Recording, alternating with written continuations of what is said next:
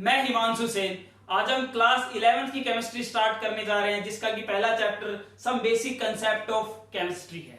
Class 10th pass करने के बाद कुछ बच्चे साइंस में जाएंगे, साइंस में मेडिकल, नॉन मेडिकल, लेकिन केमिस्ट्री एक कॉमन सब्जेक्ट है। जो मेडिकल में गए स्टूडेंट उनको भी पढ़ना होता है और जो नॉन मेडिकल में गए उनको भी पढ़ना होता है। उसके बाद वो इंजीनियरिंग लेवल की तैयारी करेंगे, कुछ बच्चे नीट की तैयारी करेंगे, डॉक्टर लाइन में जाने के लिए तैयारी करेंगे। लेकिन दोनों में केमिस्ट्री तो पढ़ना ही होता है। लेकिन फिर भी सभी ऐसा सोचते हैं कि केमिस्ट्री का जो लेवल है इंजीनियरिंग लेवल का और जो नीट लेवल का, थोड़ा बहुत क्वेश्चन में अंतर होता है। लेकिन ऐसा नहीं है, केमिस्ट्री एक आसान सब्जेक्ट है।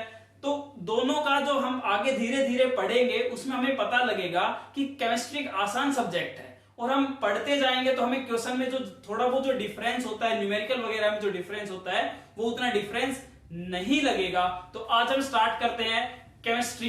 तो केमिस्ट्री, सबसे पहले हम ये जानेंगे कि केमिस्ट्री होती क्या है।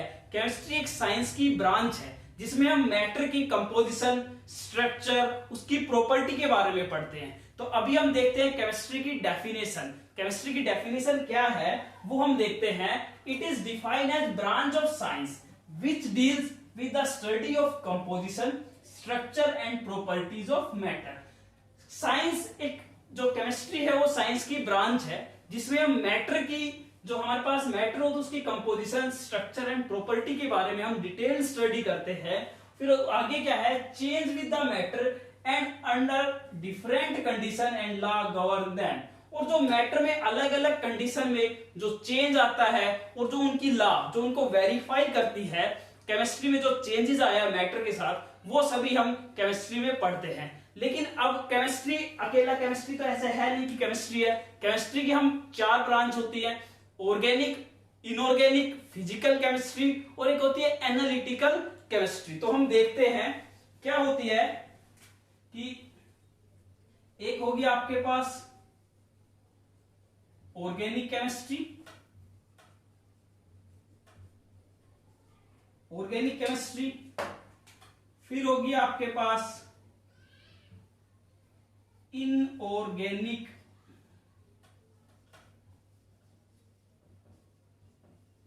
इनऑर्गेनिक केमिस्ट्री, फिर होगी आपके पास एक फिजिकल केमिस्ट्री,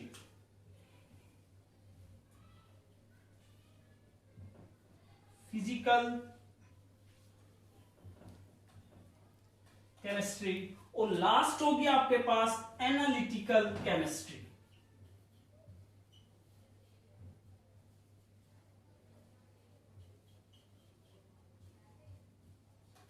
ये हमारे पास 4 ब्रांच होती है केमिस्ट्री की, organic chemistry, inorganic chemistry, physical chemistry, analytical chemistry. सभी के अपने अपने चैप्टर होते हैं, सभी की अपनी अपनी लॉ है, अलग अलग लॉ है चारों की। ये हम आगे चीजें पढ़ेंगे। अब इन्हीं सभी की जो केमिस्ट्री है उनके हम सभी डिटेल, जो भी टॉपिक होगा सभी हम करते जाएंगे। फिर उसके बाद हम न्यूमेरिकल देखेंगे, जैसे फिजिकल केमिस्ट्री में न्यूमेरिकल आएंगे। फिर जो एनसीईआरटी बेस्ड जो न्यूमेरिकल और जो क्वेश्चन होंगे वो हम करते जाएंगे। तो हम अब देखते हैं ऑर्गेनिक, इनऑर्गेनिक, फिजिकल और एनालिटिकल केमिस्ट्री की डेफिनेशंस। स्टूडेंट्स, अब हम देखते हैं ऑर्गेनिक, इनऑर्गेनिक, फिजिकल केमिस्ट्री और एनालिटिकल केमिस्ट्री की मेन डेफिनेशन।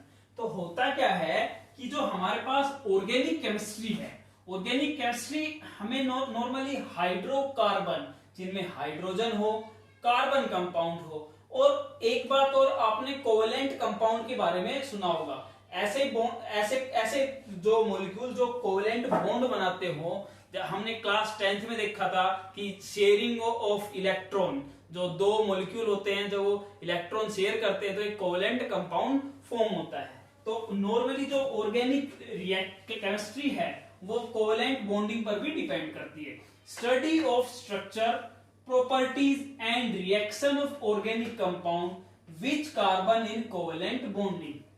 ऐसे कार्बन जिनमें कोवेलेंट बॉन्डिंग है उनकी हम स्ट्रक्चर, प्रॉपर्टीज और रिएक्शन कैसे होती है वो हम ऑर्गेनिक केमिस्ट्री में देखते हैं।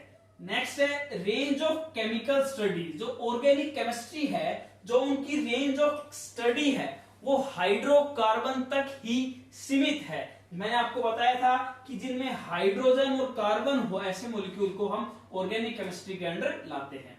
तो रेंज ऑफ केमिकल स्टडी कहां तक है? सिर्फ हाइड्रोकार्बन की। Organic reaction include chemical synthesis of natural product, drug, polymer. Organic chemistry के अंदर कुछ ऑर्गेनिक रिएक्शन ऐसी होती है जिनसे हम केमिकल सिंथेसिस, जो हमारे पास नेचुरल प्रोडक्ट होते हैं उनकी केमिकल सिंथेसिस हम करते हैं। ड्रग्स, दवाइयां, पॉलीमर, और पॉलीमर इंडस्ट्री में भी इनका काफी यूज है। नेक्स्ट है हमारे पास इनऑर्गेनिक केमिस्ट्री। तो इनऑर्गेनिक केमिस्ट्री जो भी अब तक नॉन कंपाउंड है, जैसे कि आपने जो पीरियोडिक टेबल हो देखी है उसमें देखा होगा काफी नॉन कंपाउंड है, सिर्फ हम इनऑर्गेनिक केमिस्ट्री में उन्हीं को डील करते हैं। और it deals with the study of all non element and their compound except organic compound. जितने भी नॉन कंपाउंड है अब तक हम उन जिनकी हम स्टडी करते हैं उसी को हम क्या बोलते हैं? Inorganic chemistry. इसमें हम ऑर्गेनिक कंपाउंड के बारे में स्टडी नहीं करते। और ऑर्गेनोमेटेलिक कंपाउंड, ऐसे कंपाउंड जिनमें ऑर्गेनिक और प्लस मेटल, ऑर्गेनोमेटेलिक कंपाउंड को हम, जैसे कि सिस्प्लेटिन, जो कि कैंसर की ड्रग है सिस्प्लेटिन, तो उसमें उसको हम क्या बोलते हैं? Organometallic compound. नेक्स्ट है material science, medication, fuel, coating. और इनऑर्गेनिक केमिस्ट्री के अंडर मटेरियल साइंस, जो हमारे पास मटेरियल होते हैं उनकी साइंस के बारे में हम पढ़ते हैं। मेडिकेशन, दवाइयों में हमारे पास इनऑर्गेनिक केमिस्ट्री, जैसे मैंने आपको बताया एंटी कैंसर ड्रग के लिए हम सिस्प्लेटिन का यूज करते हैं। फ्यूल और कोटिंग, जितने भी हमारे पास मेटल्स वगैरह उनके ऊपर जिंक कोटिंग होती है, ये सभी कोटिंग एक काफी बड़ी इंडस्ट्री है। नेक्स्ट है हमारे पास फिजिकल केमिस्ट्री। फिजिकल केमिस्ट्री में हम जितनी भी फिजिकली चीजें होती है, जैसे कि रिएक्शन हुई, आप जो फिजिकल केमिस्ट्री है उसको आप ऐसे कह सकते हो कि एक तरीके से केमिकल फिजिक्स है, क्योंकि इसमें हम जैसे कि रेट ऑफ रिएक्शन, कि जो हमारे पास रिएक्शन है वो कितनी रेट से हुई है, उसके अंदर हीट का मतलब हम क्या समझते हैं फिजिक्स में? वर्क से। तो थर्मोकेमिस्ट्री, तो इन सभी चीजों का हम क्या यूज करते हैं? किसमें पढ़ते हैं? फिजिकल केमिस्ट्री में। Concern with physical properties, law of chemical combination, the effect of temperature. ऐसी रिएक्शन जिसमें टेम्परेचर का इफेक्ट हो, या फिर ऐसी केमिस्ट्री जिसमें टेम्परेचर का इफेक्ट हो, प्रेशर, लाइट, किसी भी रिएक्शन के ऊपर टेम्परेचर, प्रेशर, लाइट का इफेक्ट हो, उसकी हम स्टडी करें, उसको हम क्या बोलेंगे? Physical chemistry. फिजिकल केमिस्ट्री के अंदर जैसे मैंने आपको बताया rate of reaction, heat, work, या फिर इलेक्ट्रिकल कंडक्टिविटी ऑफ मटेरियल। तो ये सभी चीजें क्या हुई? फिजिकल केमिस्ट्री, जितनी भी फिजिकल चीजें होती है। नेक्स्ट होता है हमारे पास, लास्ट है एनालिटिकल केमिस्ट्री। एनालिटिकल केमिस्ट्री के अंदर हम क्वालिटेटिव एंड क्वांटिटेटिव चीजों के बारे में पढ़ते हैं। क्वालिटेटिव मतलब कितनी क्वालिटी है, और क्वांटिटेटिव, देखो qualitative and quantitative, it deals with the qualitative and quantitative analysis. या में क्वालिटेटिव कितनी हमारी क्वालिटी है, और क्वांटिटेटिव कितनी उसकी क्वांटिटी है किसी भी मटेरियल की, किसी भी रिएक्शन के अंदर, उसको हम क्या बोलते हैं? Analytical chemistry. और एनालिटिकल केमिस्ट्री में हम experimental design, creation of new experimental tools, ऐसे टूल्स हम क्रिएट करते हैं जिससे हम, जो हमारे एक्सपेरिमेंट होते हैं, जो लैब होती है उसमें जो हमारे एक्सपेरिमेंट होते हैं, वो हमें और एग्जैक्ट जो हमारे पास प्रोडक्शन होती है वो हमें दे, एग्जैक्ट जो हम डाटा चाहिए वो हमें प्रोवाइड कराए। सभी जो ऐसी केमिस्ट्री है जितनी भी एक्सपेरिमेंटल बेस्ड होती हैं उनको हम क्या बोलते हैं? Analytical chemistry. फिर इसके बाद हम मेन टॉपिक पर आते हैं, जो कि मेन टॉपिक में हम पढ़ते हैं मैटर के बारे में। तो हम पढ़ेंगे मैटर के लिए। स्टूडेंट्स, अब हम देखते हैं मैटर। मैटर होता क्या है? जितना भी हमारे पास यूनिवर्स है वो कंप्लीट एक मैटर से बना हुआ है, ऐसा हमने प्रीवियस क्लासेस में पढ़ा हुआ है। तो मैं कहूं कि मेरे पास ये मार्कर है, ये भी एक मैटर से ही बना हुआ है, या फिर मैं आपको मेरा डस्टर दिखाऊं, ये भी कंप्लीट एक मैटर से बना हुआ है। तो इस यूनिवर्स में जितनी भी चीजें हैं सभी की सभी मैटर से बनी हुई है। अगर हम प्रॉपर डेफिनेशन के ऊपर जाए तो हम क्या कहेंगे कि ऐसा सब्सटेंस या फिर ऐसी चीज जिसके पास अपना मास हो और वह कोई जगह ऑक्यूपाई करती हो, ऑक्यूपाई एनी स्पेस, उसको हम क्या बोलेंगे? मैटर बोलेंगे। डेफिनेशन क्या है? Matter, all object in universe are composed by matter. या फिर it is anything which can, या फिर इट इज एनीथिंग विच है mass and occupy space is called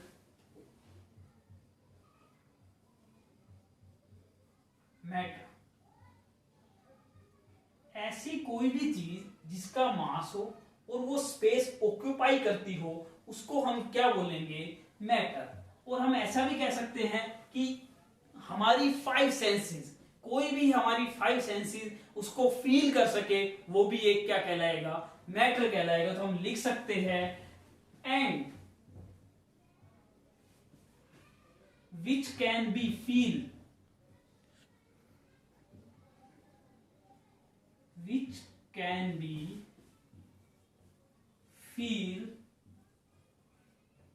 by our any 5 senses,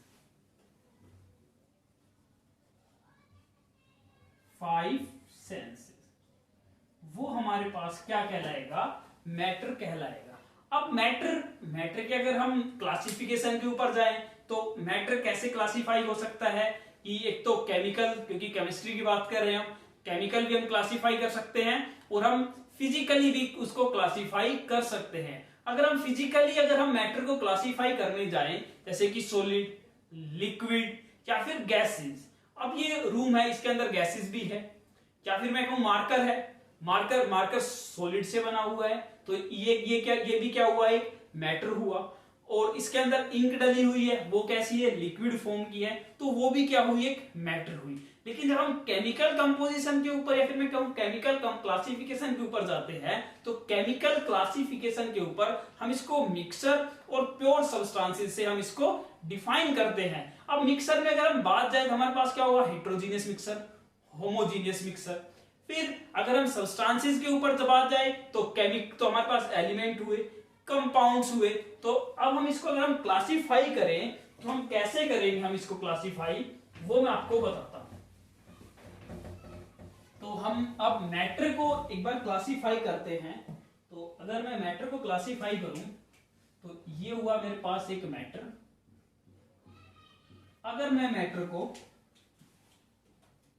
classify करता हूं फिजिकली, अगर मैं मैटर को फिजिकली क्लासिफाई करता हूं, फिजिकल क्लासिफिकेशन, अगर मैं फिजिकल क्लासिफिकेशन की बात करूं तो मेरे पास क्या आएगा, सॉलिड, सॉलिड के बाद लिक्विड आएगा और गैसेस।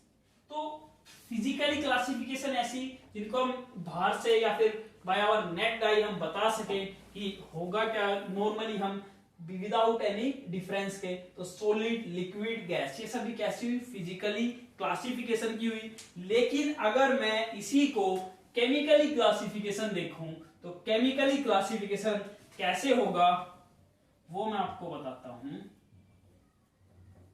केमिकली क्लासिफिकेशन, अगर हम केमिकली क्लासिफिकेशन की बात करें तो मेरे पास एक तो आएगा मिक्सर्स। अब मिक्सर्स में ही मेरे पास दो होंगे, एक होगा मेरे पास होमोजीनियस मिक्सर, फिर एक होगा मेरे पास हेट्रोजीनियस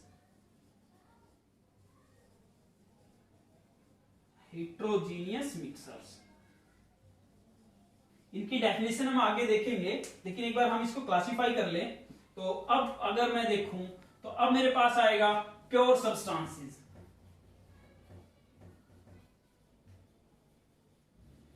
प्योर सब्सटेंसेस, अगर हम प्योर सब्सटेंसेस के ऊपर जाएं तो मेरे पास सबसे पहले आएगा प्योर सब्सटेंसेस में एलिमेंट,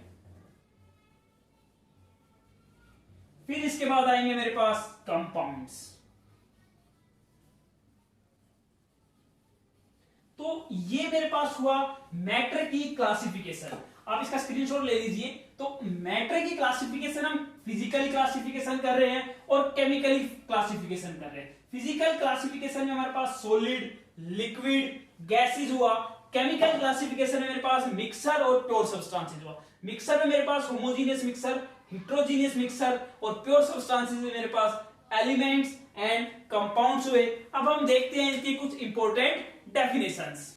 स्टूडेंट्स, अब हम देखते हैं मैटर की फिजिकल क्लासिफिकेशन। फिजिकल क्लासिफिकेशन में हमने देखा था solids, liquid and gases base के ऊपर हम इसको क्लासिफाई करेंगे। तो मैटर सॉलिड्स भी हो सकते हैं, लिक्विड भी, गैसेस भी। अब सॉलिड्स कौन से होते हैं? सॉलिड्स क्या होते हैं? जिनकी डेफिनेट वॉल्यूम, डेफिनेट शेप हो, मतलब कि उनकी वॉल्यूम क्या होती है? फिक्स होती है। अगर मेरे पास कोई बॉल है, सॉलिड बॉल है, तो वो बॉल ही रहेगी जब तक उसकी जो स्टेट है, जैसे कि स्टेट का मतलब अगर वो जब तक सॉलिड से लिक्विड या अदर स्टेट में ना जाए तब तक वो क्या रहेगी? जो स्फेरिकल बॉल ही रहेगी और उसकी डेफिनेट शेप और डेफिनेट वॉल्यूम ही होगी।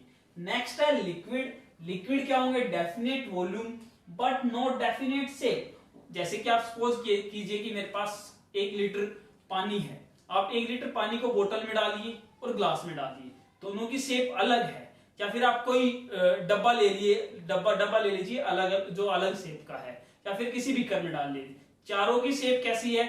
अलग है। अगर मैं कहूं कि मेरे पास एक ये है, इसमें 1 लीटर पानी है, और एक मैं ये लेता हूं, ये है, और एक मेरे पास ऐसी लंबी सी ट्यूब टाइप की है, तो इन सभी में 1 लीटर पानी आ सकता है। अब वॉल्यूम तो इनकी क्या है? डेफिनेट है, बट इनकी शेप क्या है? डिफरेंट शेप है।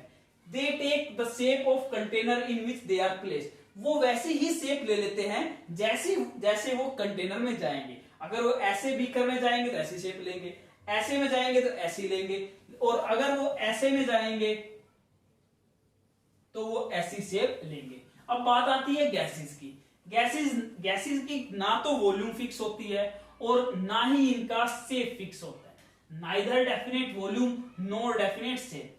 दे contain occupy the container in which they are placed. वो वैसे ही जो दे कंप्लीटली ऑक्यूपाई, आप किसी भी कंटेनर में उसको डालिए, वो वैसी ही वो शेप ले लेंगे और कंप्लीट कंटेनर में ऑक्यूपाई हो जाएंगे। अब हम नेक्स्ट देखते हैं जो हमारे पास क्लासिफिकेशन है। केमिकल क्लासिफिकेशन बेसिस पे हमने देखा था कि मिक्सर्स और मेरे पास प्योर सब्सटेंसेस बेस के ऊपर हम करते हैं। तो अब हम देखते हैं होमोजीनियस। जो होमोजीनियस मिक्सर है उसको हम देखते हैं। तो मेरे पास जो होमोजीनियस मिक्सर है, होमोजीनियस मिक्सर क्या होगा? जो यूनिफॉर्म कंपोजिशन हो जिसकी। यूनिफॉर्म कंपोजिशन से हम मतलब समझेंगे यूनिफॉर्म कंपोजिशन। यूनिफॉर्म कंपोजिशन हो और identical property, identical properties through out. Identical property through out, या आप कह सकते हो वन फेस। जैसे कि आप पानी लीजिए, पानी में आप साल्ट लीजिए, आप दोनों को मिक्स कर दीजिए, तो होगा क्या? मिक्स होने के बाद आप उनको डिफरेंशिएट नहीं कर सकते कि किसमें कि पानी क्या है, पानी कौन सा है, नमक कौन सा है। जैसे कि आप दूध लीजिए, मिल्क है, मिल्क में आप वाटर लीजिए और दोनों को आप मिक्स कर दीजिए। आप नहीं डिफरेंशिएट कर पाएंगे कि मिल्क कौन सा है और आपके पास वाटर कौन सा है। तो वो क्या हुआ? Identical properties through out one phase. तो होगा क्या? Uniform composition. लेकिन अगर हम हिट्रोजीनियस की बात करें, हिट्रोजीनियस बिल्कुल इसका उल्टा होता है। हिट्रोजीनियस मिक्सर,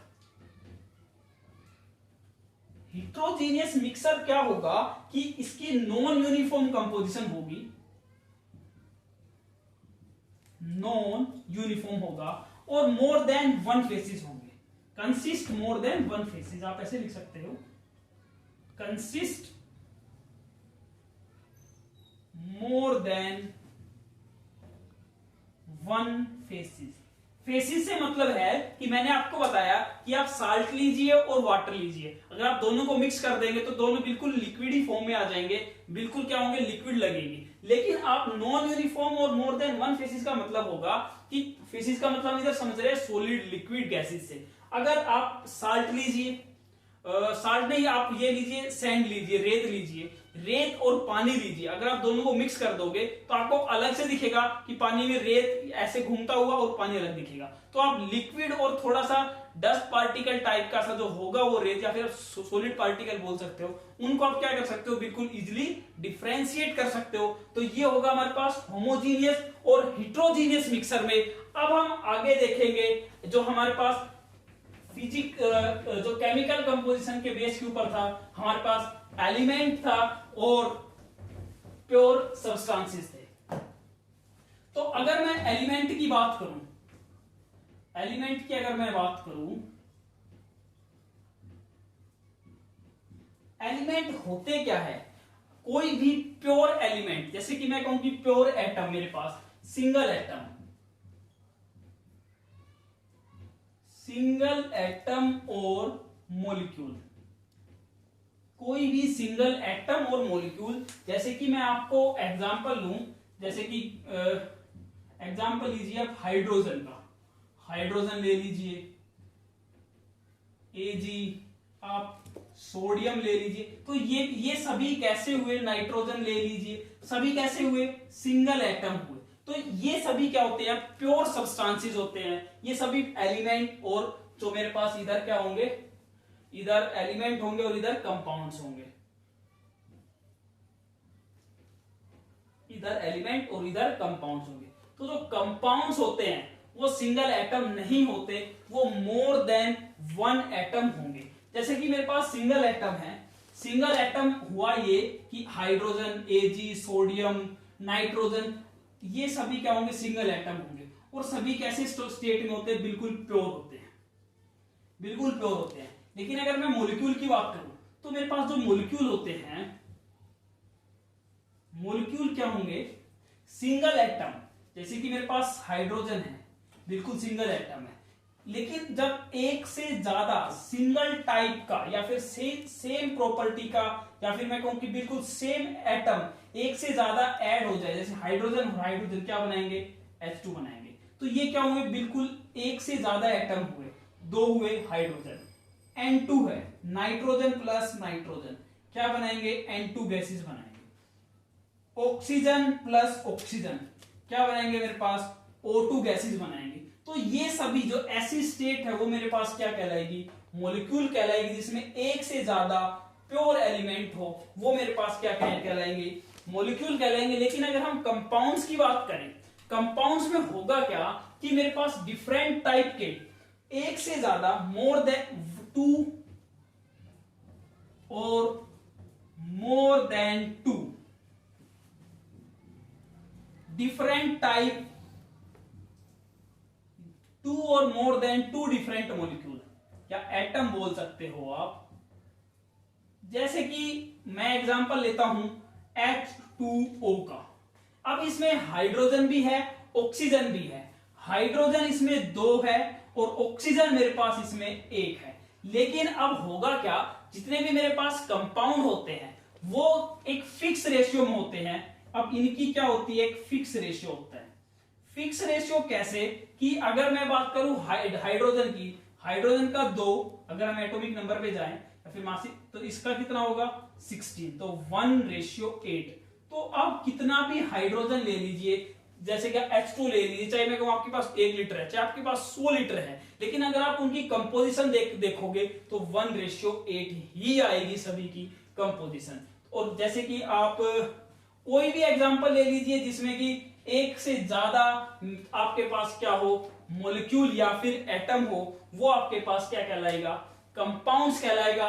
और तो हमारे पास एलिमेंट हुए, कंपाउंड्स हुए। इससे पहले मैंने आपको मिक्सर्स कराए, मिक्सर में होमोजीनियस, हिट्रोजीनियस मिक्सर, फिर आपको मैटर की जितनी भी क्लासिफिकेशन थी मैंने आपको कराई।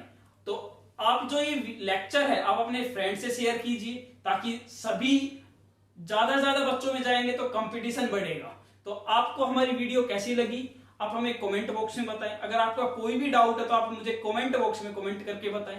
और हमारे चैनल बीटी साइंस गुरुजी को अगर आपने अब तक भी सब्सक्राइब नहीं किया है तो प्लीज सब्सक्राइब कीजिए। Thank you.